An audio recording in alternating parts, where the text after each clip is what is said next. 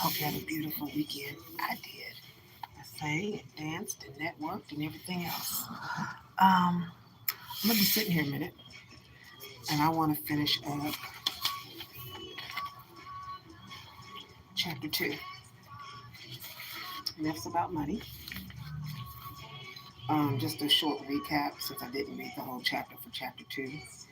We have already covered the law of belief, the law of cause and effect. We talked about how the world is governed by law, not by chance. Law of action and reaction. We talked about Napoleon Hill's book Think and Grow Rich.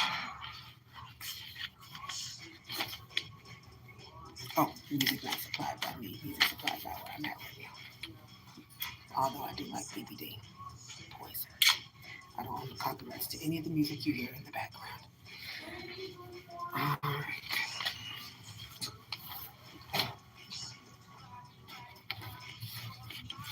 We talked about how Dan used to work a laboring job. If he lost one laboring job, he went and got another one that was like a step up. Until he got into sales and realized he could do some very different things, starting from the bottom, going to the top. We talked about people being paranoid. I have experienced that firsthand with people being paranoid.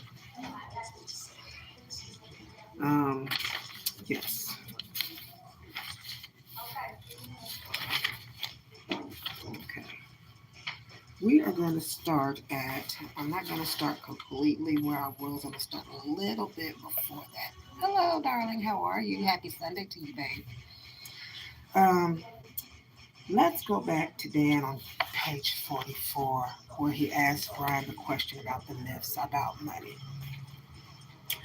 Dan, let's discuss each of the myths in detail. Myth number 1, you can attract money and wealth into your life using the power of your mind. The essential idea behind the law of attraction. Describe this idea in popular culture and why it is at best a half truth. Brian, this law goes back 4,000 years. The people who have written about the law of attraction often have only a superficial understanding of it. I began studying the medical physical work of the ancient masters many, many years ago and got into it in great depth. The law of attraction says that you are a living magnet and that you invariably attract into your life the people, situations, and circumstances that are in harmony with your dominant thoughts. So when you think a thought, remember you become what you think about.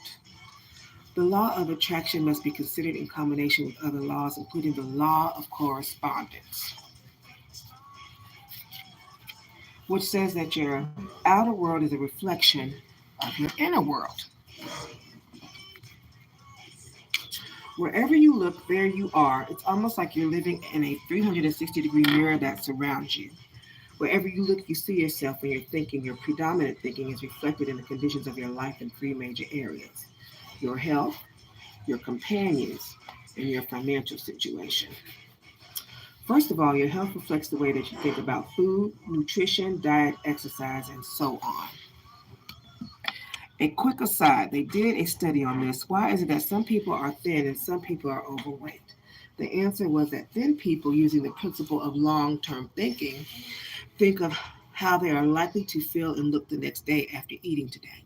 So they are a little bit more discriminating in their diet because they like to feel light and trim and healthy. Overweight people think about the sensation and pleasure at the moment of eating.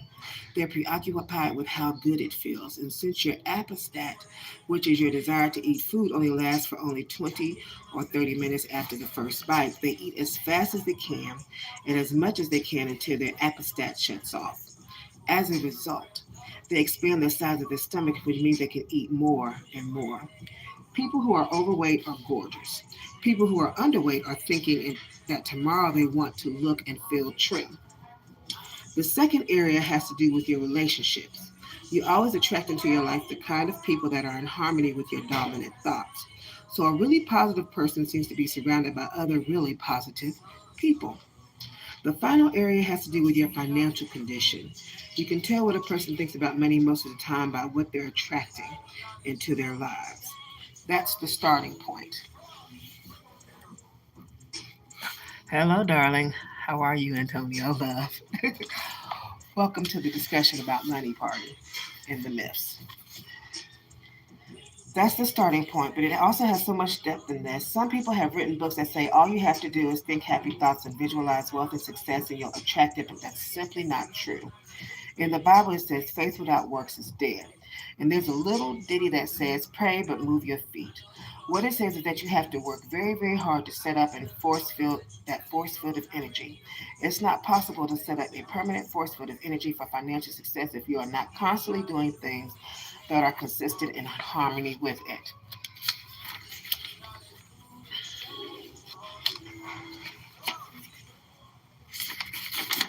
Another principle is called the law of vibration.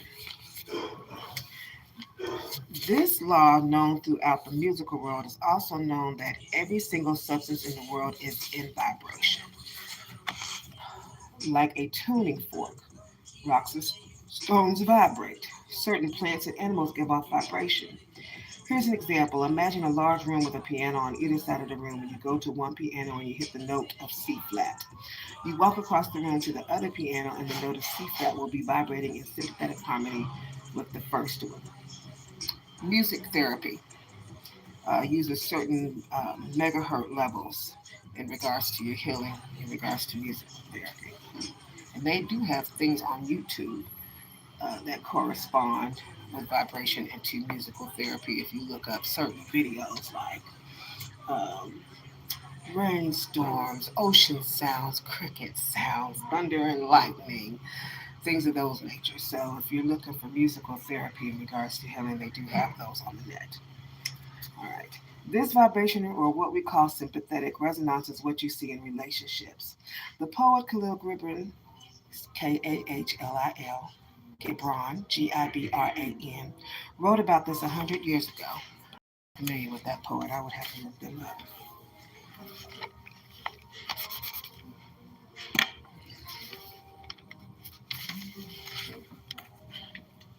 He said that when you meet your husband or wife, there will be a moment of meeting, a sympathetic resonance. At that moment, when the eyes meet, the resonance will take place immediately, within seconds. It will take place at that moment, or it will never happen. That answered a whole lot of questions right there, didn't it? For people who have been happily married for any period of time, a question that they're asked is, how did you meet? Both will remember that instant of sympathetic vibration across a crowded room. Their eyes met, and there was a harmony or a vibration that brought them together. They say when you meet your soulmate, you recognize that you've just met your best friend. And that's it. There's no drama, there's no trauma. I watched a video by Valerie Love the other day. She said if the boo is keeping you from your dreams, you just walk on out the door, you slam the door, you say, I'm going to take my God given talents and I'm going to utilize them. This says no drama, no trauma. Ooh, I will wrap this up later. Thank y'all for tuning in. I just laid a little mark for when I come back.